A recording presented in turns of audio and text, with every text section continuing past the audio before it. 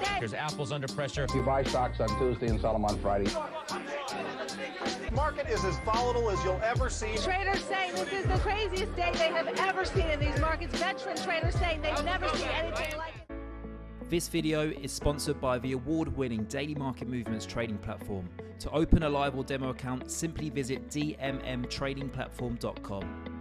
Hello guys, it's Max here from Daily Market Movements. Welcome to another episode where today we're going to be analysing the S&P 500 futures chart. Just before I start today's video, as always, anyone who's interested in joining my free analysis group over on Telegram, then please do not hesitate to scan this QR code on your screen.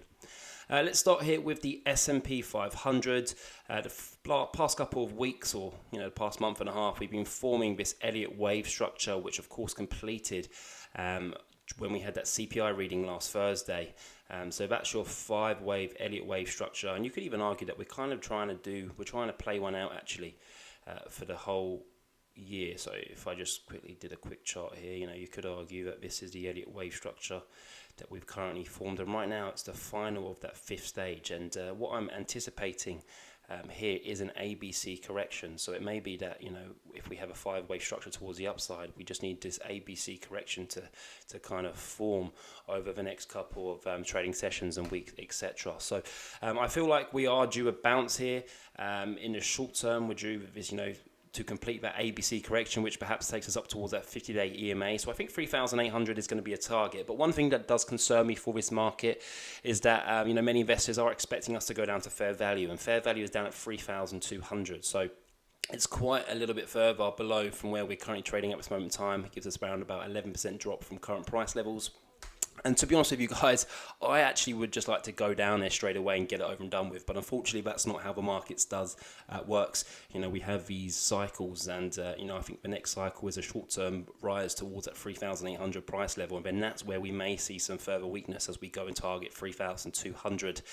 The market this morning is having a nice little jump. We're up around 1.3%, and that's because over in the UK, the new Chancellor just basically come out and announced that he's going to be undoing all of the tax cuts that were initially planned, and this has successfully moved the 10-year gilt towards the downside. So that's a 10-year bond over in the UK. So the pound's rallying against the dollar, and I think it's just given some boost towards the financial markets here globally. So we are seeing the S&P 500 rise ever so slightly. But just to basically finalise this video as we go into the US Open later on today, I wouldn't be surprised for further gains over the upcoming days, etc. One thing I don't like to see though is the futures trading in the green going into the opening bell. As the old saying goes, don't trust green futures during a bear market. So I would not be surprised to see us trade down today, but over the next couple of days I would not be surprised for us to see a continuation of a move towards the upside up towards 3,800. But ultimately I feel like any gains are capped and rallies should be faded because I think there's many investors now have their eyes set on that 3,200 price level. There's apples under pressure. You buy stocks on Tuesday and sell them on Friday. The market is as volatile as you'll ever see. Traders saying this is the craziest day they have ever seen in these markets. Veteran traders saying they've never seen anything like it.